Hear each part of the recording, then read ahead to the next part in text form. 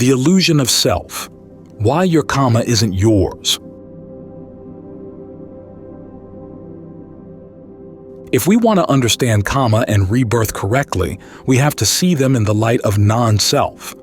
They proclaim non-self quite vividly, and yet most people usually don't take that into consideration at all, but talk about my karma and my rebirth, especially my rebirth, which is absurd.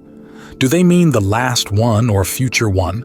Do we think it will be me again?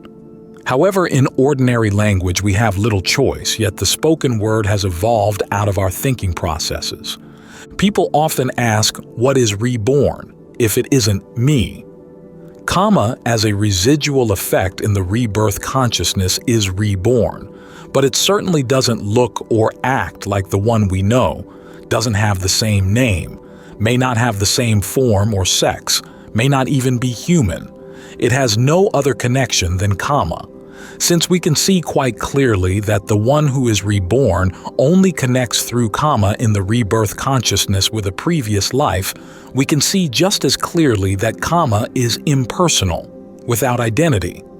While we talk about my Kamma, it's really an impersonal process. It is not crime and punishment, although it may appear like that and is one of the most commonly held views.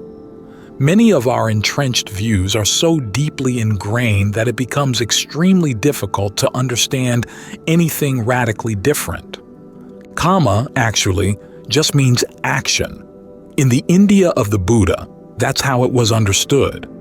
In order to make people aware of what it really implies, the Buddha said, Kamma, O monks, I declare, is intention, which arises first in our thoughts, then generates speech and action.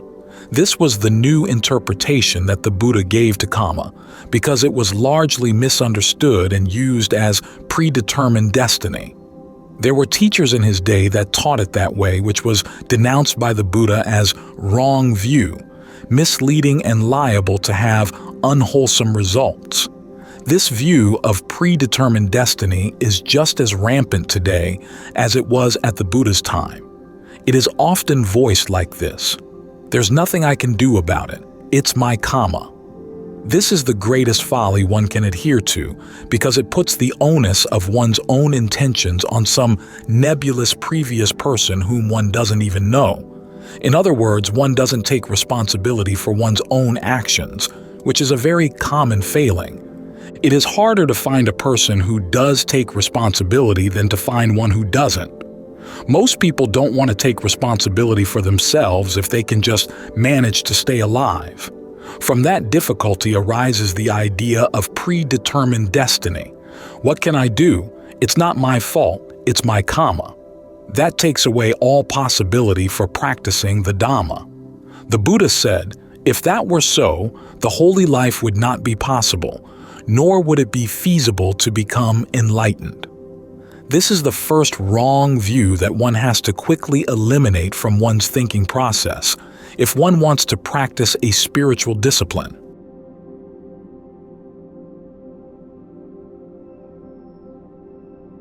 The flow of cause and effect, Kamma, intention, and rebirth. Kamma is intention, and intention is now, which means Kamma is being made now, in every waking moment. However, when two people make the same Kamma, they do not get the same results. This is another point the Buddha emphasized. Since Kamma is impersonal, it is strictly concerned with a flow of events which are creating results by themselves. It's a matter of cause and effect. That's all there is, and the Buddha's teaching is sometimes called the teaching of cause and effect. Sometimes we see people who are very nice, they would not hurt a fly, and yet a lot of misfortune befalls them. Or others who are difficult and unfriendly, but everything always seems to go right for them. How is it possible? It depends entirely upon their accumulations of good or bad karma that have resulted in their particular mind continuum. The Buddha gave the following simile. If one puts a teaspoon of salt in a cup of water, that cup becomes undrinkable. If one puts a teaspoon of salt in the Ganges River, it doesn't make the slightest difference to the river, the water remains exactly the same. If one makes bad karma and has only a cupful of good karma, the results will be disastrous. If one has a river full of good karma to support one, the results will be negligible. Therefore, we can never compare the results that people have, because we don't know their past histories. The residual mind continuum that we bring with us certainly has a bearing on this life, particularly on where we are born, under what circumstances, and in what sort of family. The Buddha gave a symbol for that. If there is a herd of cows locked in a barn and the barn door is opened, the cow that is the strongest will go out first. If there isn't one like that, then the one who is the habitual leader will go out first. If there is no habitual leader, then the one nearest the door will go out first. If there is none like that, they will all try to go out at the same time. This depicts the mind moments at death. Since death is imminent for everyone, no matter what their age, it is skillful to be ready for it now. The last thought moment at death is the one that impels the rebirth consciousness to its next destination. We can compare that to going to sleep at night, and our last thought moment is that we will wake up at 4 o'clock in the morning. Most people can easily do that. The last thought moment becomes the first one upon waking. Dying is exactly the same, except that the body that wakes up is a new one, and looks different now. It is likely that it will be a human being again, unless one has behaved too badly for such a rebirth. Even though people often wish for rebirth in a diva realm, most people probably return as human beings. The last thought moment is the one that connects with the strongest experience in this lifetime. If, for instance, one has murdered a person, that would be a very strong memory and could be the last thought moment. If one has built a monastery or temple, that may be a very strong though formation.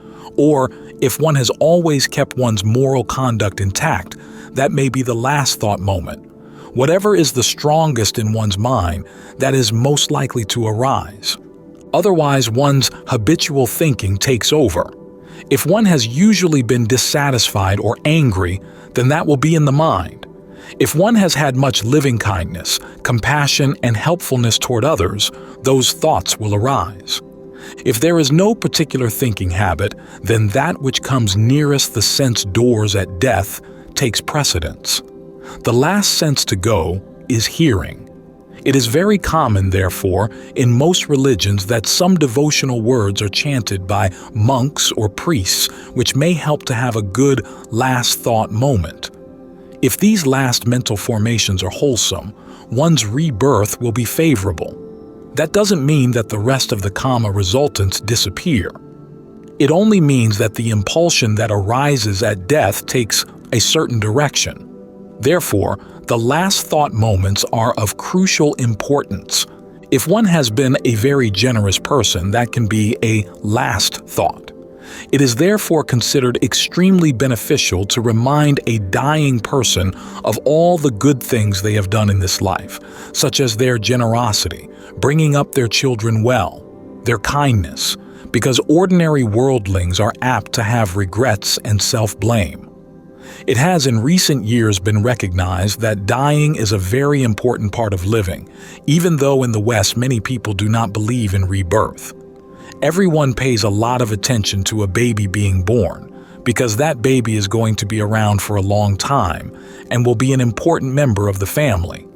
But few have paid sufficient attention to the death moment, because after all, that person is gone, finished. But it is now understood that this is not a wholesome way of treating a human being, and in the West, there are many hospitals for terminally ill and dying people, where great attention is paid to their mind states to reduce or eliminate fear and anxiety. Yet, hardly anyone there believes in rebirth, but even without that, death is considered very important.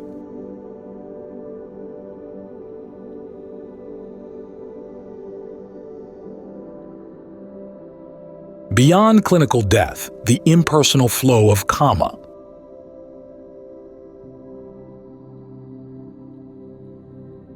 Another factor has entered into our death experience.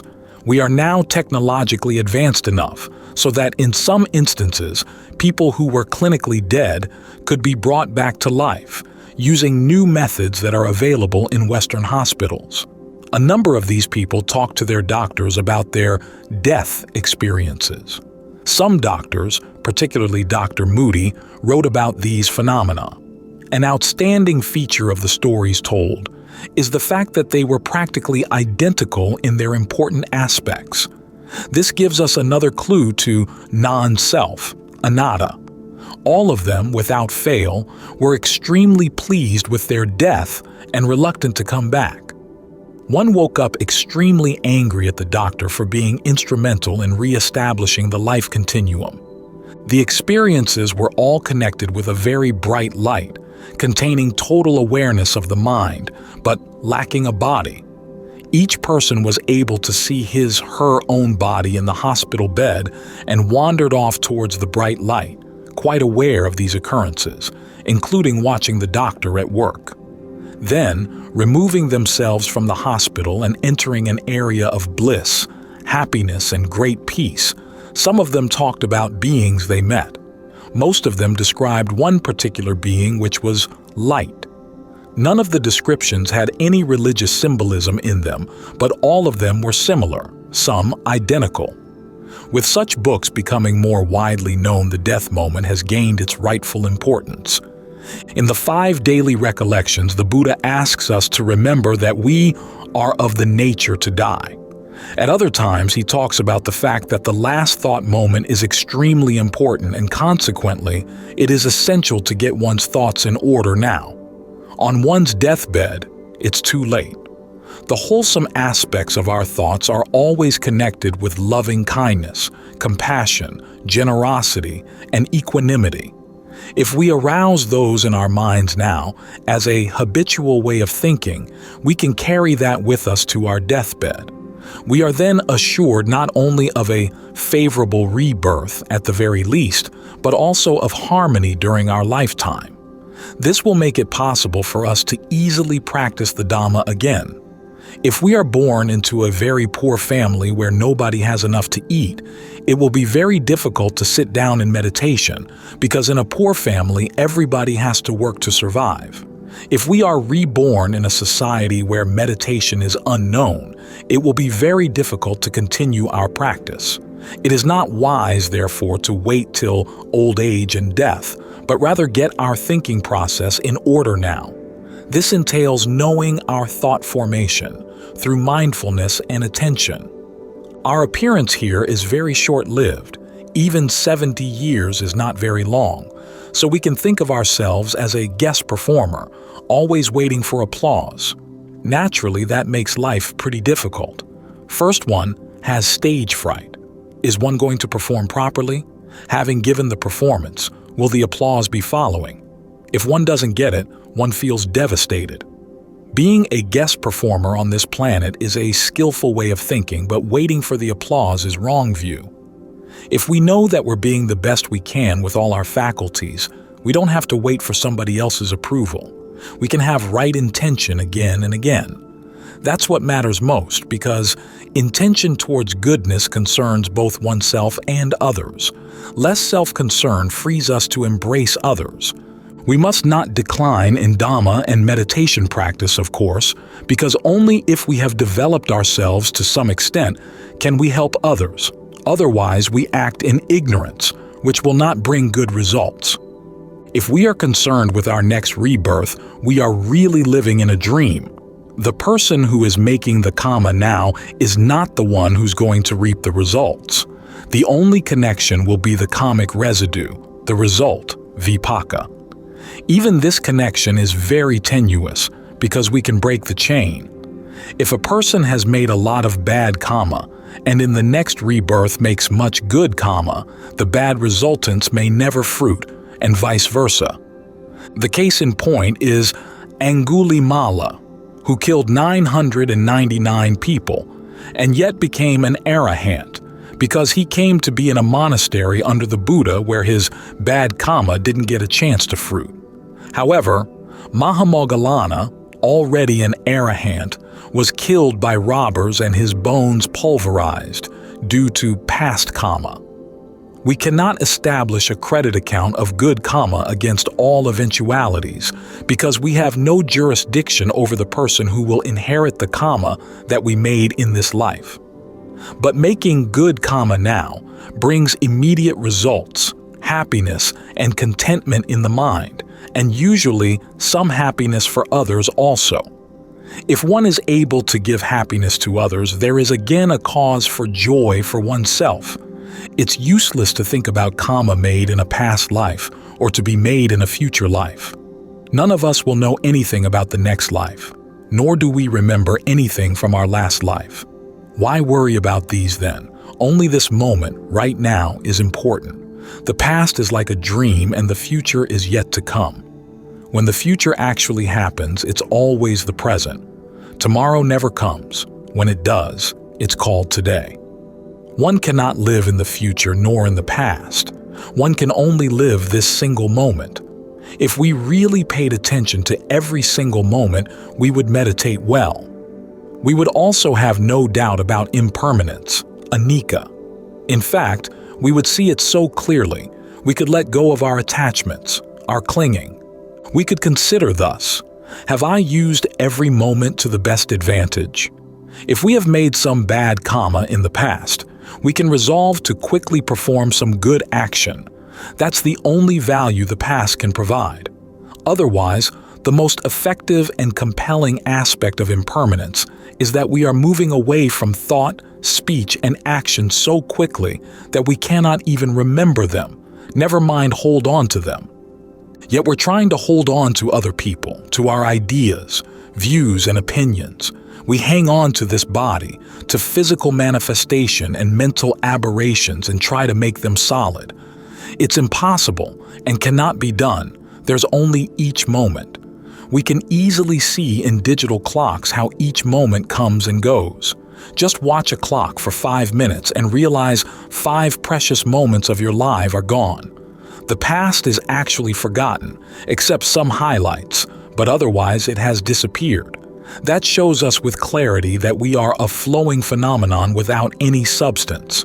We're putting a substance into it out of an ignorant appraisal of totally untrue reality in which we are living. It is like a theater, something we have made up ourselves, where people wear costumes and say their lines and believe this to be real life. We want to keep the theater going, but that is not possible, and so everybody has dukkha, which cannot be eliminated through non-knowing or indifference, but only through a change of awareness and view. Kamma making is initially in the mind. Our mental formations make our kamma. Unless we become master of our mind, we cannot escape from making bad kamma. The mind is constantly in danger of thinking something unwholesome. The negativities in the mind are innumerable. I don't like it, can't stand it, I'm afraid it's boring. All are negativities concerned with anger. I want to get it, keep it, renew it, are also bad kamma, connected with greed. All arise in the mind. Very few people watch their mind. They believe it to be difficult and tiring. But it's much more tiring to make bad kamma because the results are heavy and unpleasant. Very few people have that inner buoyancy which denotes independent joy. Most people are bogged down by their mind's negativities, not by outer circumstances. Watching one's own mind and making sure that one practices the 4 supreme efforts is the most beneficial thing one can do for oneself and secures good kamma.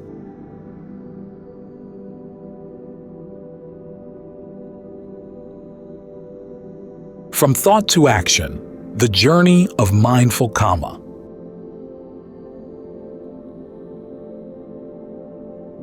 Out of our thoughts arise speech and action.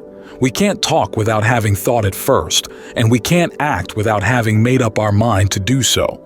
Although people speak and act so impulsively that they are not aware that a thought has gone ahead, that doesn't mean there was none.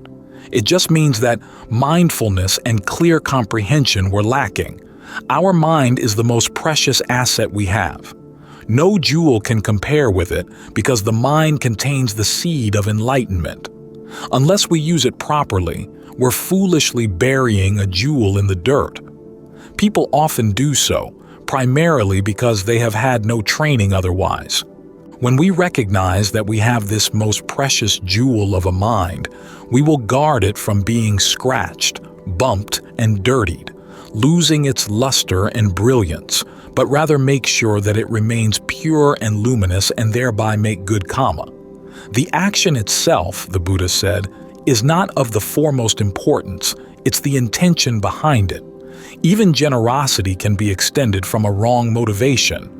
If the intention is to store up some merit for the future, that's rather selfish. If it's done out of compassion for those who have less, that is the ideal way. Yet, even with wrong motivation, it's still better to be generous than not. There's good karma in it because one has let go of something that one owns. The guard we keep on our mind will assure that whatever we do is done with right intention, the second step on the Noble Eightfold Path, which is our guideline. Karma making depends on the mind, and the mind's purity depends on meditation. If we meditate diligently and regularly, eventually we will see with clarity what goes on in our mind. Some people are satisfied with gaining a little peace, but even that is already an advantage and growth aspect. If we watch the mind in meditation, we will learn to watch the mind also in daily living. Then we have a very good chance of making good karma. If we become tired of the ever-recurring cycle of loss and gain, praise and blame, fame and ill fame, happiness and unhappiness, the 8 worldly Dhammas, we need to make a determined effort to shed clinging and craving. This effort has meditation as its base, but that's not all. Meditation is a means for gaining access to the ability to rid oneself of the tendencies of greed and hate. The meditative process gives the mind the clarity to see these tendencies within oneself so that one can do something about them. Our duty in this life as human beings with senses and bodies intact and able to hear the true Dhamma is to guard our mind and experience its original nature, which is purity, luminosity, pliability. Such a mind can reach the depth of the teaching, where we find nobody that owns the mind.